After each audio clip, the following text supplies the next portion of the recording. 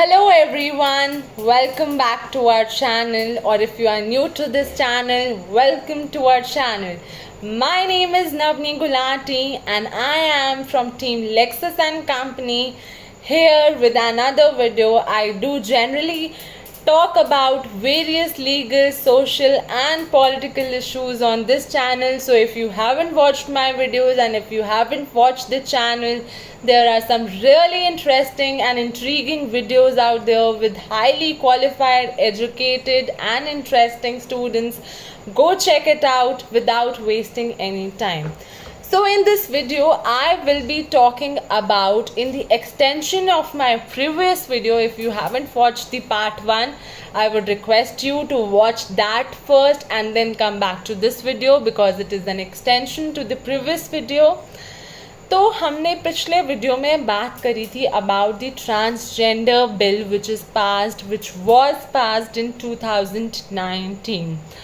हम लोगों ने समझा था कि ट्रांसजेंडर बिल क्या है, ट्रांस कम्युनिटी की क्या डिमांड थी, उस बिल में क्या हाइलाइट्स थे, उस बिल ने उस डिमांड्स को कितनी हद तक फुलफिल करा.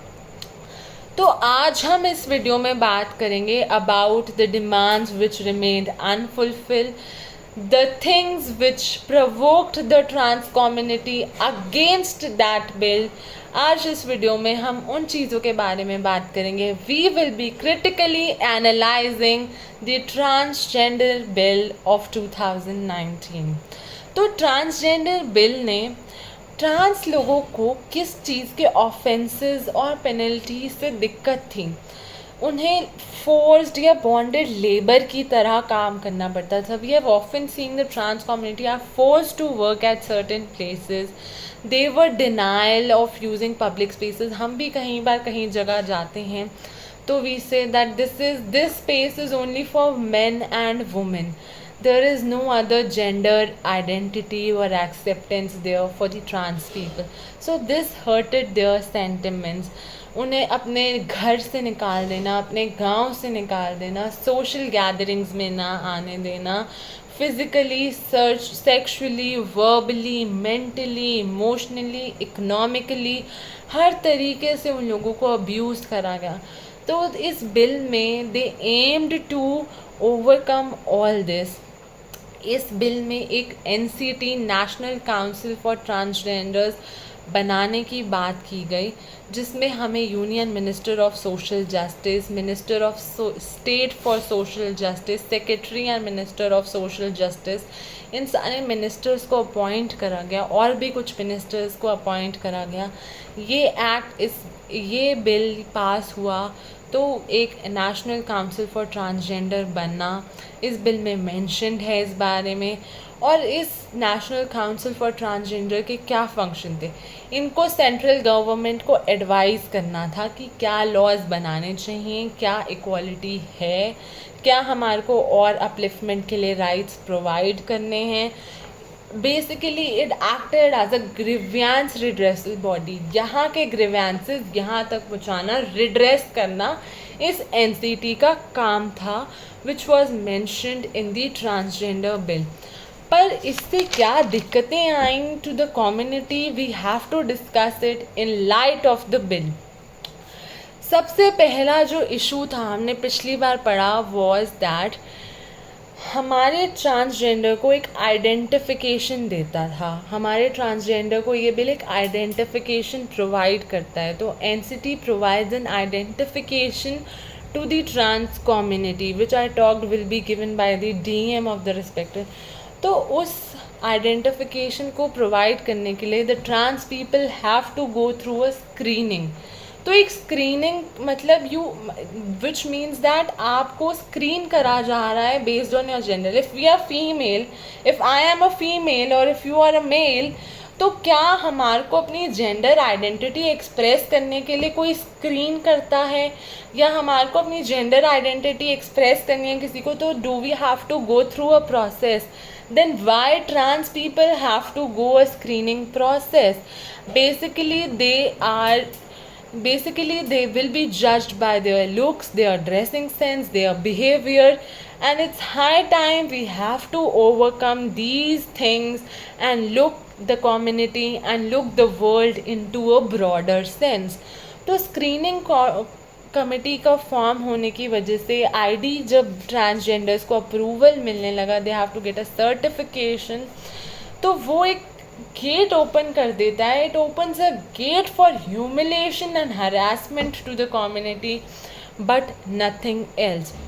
दूसरा clause which has been highly oppressed, which has been highly talked about, is the surgery clause. Surgery mandatory करी गई. सर्जरी को बोला गया if you are like if your birth gender is different from your gender which you have accepted, if your birth gender is different from the gender you want to be, then you have to undergo a surgery for the change and for the replacement of your genitals organs, for the change of your organs. तो ये surgery को इस bill ने legalise करा और इस bill ने surgery को मैंडेटरी करा. जब आपकी जेंडर आइडेंटिटी बर्थ आइडेंटिटी से मैच नहीं कर रही तो आपको एक सर्जरी को अंडरगो करना है. But don't you think the person whose gender identity does not matches his birth identity, वो उसका birth as a female हुआ है, but her gender identity, her wish, her intrigueness is as of male, तो उसको ज़रूरी है surgery कराना. Surgery shall be a discretion. Yes, surgery is an important right, an important thing which is legalized, but don't you think that it is the discretion of a person? क्या अगर हमारे body का कोई organ काम नहीं करता या हमारे बॉडी का कोई ऑर्गन ढंग से काम नहीं कर रहा, we as a human being have a right to get it surgery, to get a surgery for that. हमारा अपेंडिक्स का ऑपरेशन होता है, don't we have a right for that? तो जो ट्रांस कम्युनिटी थी they asked for a discretion, कि हमारी ये डिस्क्रिशन होनी चाहिए that whether are we willing to undergo the surgery for replacing our organs and our genitals. So that thing is like very much intriguing in the bill, and mostly जो इस बिल में punishment दी गई, जो harassment होती है, trans people also undergo through sexual and mental or physical harassment. जो punishment clause की बात आई इस बिल में, तो पनिशमेंट हमारे को दी गई 3 साल से कम की, 2 साल तक की पनिशमेंट और फाइन की बात की गई.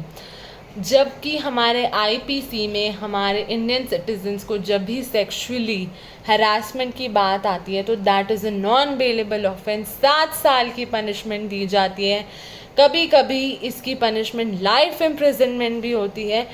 पर इस जेंडर बिल ने, इस एक्ट ने तो इसको एक नॉन बेलेबल ऑफेंस बना दिया.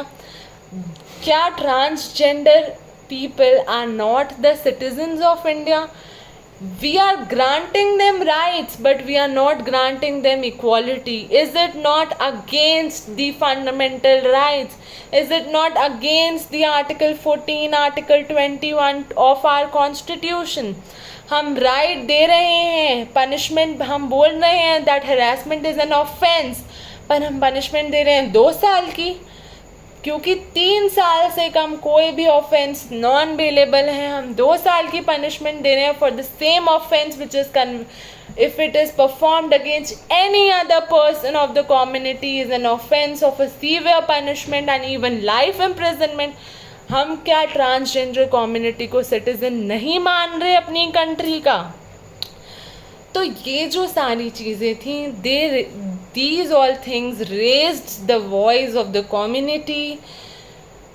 क्रिमिनलाइज करा गया ट्रांसजेंडर की बेगिंग को. क्या ट्रांसजेंडर की बेगिंग को आप क्रिमिनलाइज कर रहे हैं तो जो ऑर्डिनरी इंसान बेगिंग कर रहा है उसको क्रिमिनलाइज नहीं करेंगे आप? Is this what we talk about equality? Is this we talk about men and women and everybody being equal in the society? When we talk about equal protection of law, do we talk about not the citizens of our country but just the men and women, and not the citizens which are recognized by the country in the bill? It's high time we have passed the bill but not given the rights which should be given, which shall be given. हमें reservation में भी हमें अगर हम उन लोगों को reservation नहीं दे रहे हैं, the women are suppressed in most of the communities till date. They are provided by they are provided with reservation. STs, SCs, OBCs, all the suppressed communities are provided by reservations. Then why not trans community has been given reservation? जब हम अभी तक मंडल commission के norms में reservation देते आ रहे हैं, तो हम अभी क्यों इस रिजर्वेशन को, ट्रांस रिजर्वेशन को नहीं लाते? क्यों हम इन चीज़ों को भूल रहे हैं? That with moving forward in the world we have to also move forward with the community. The change is required and the change is immediately required. We are the citizens of a country, not a place. We don't live in a restricted community. We have to take everybody under one umbrella and go forward in order to secure the national and international development of our country. It's high time we shall realize that everybody is a citizen of India, be it a male, female or a trans. The person which is born on this earth, the person which is born in this society belongs to this society, and this society owes to that person to take care of that person and move forward with equal rights and protection of equal rights. With this, I would like to end the video for today. Thank you for tuning into the video, guys. Keep watching, liking and sharing the videos which you like.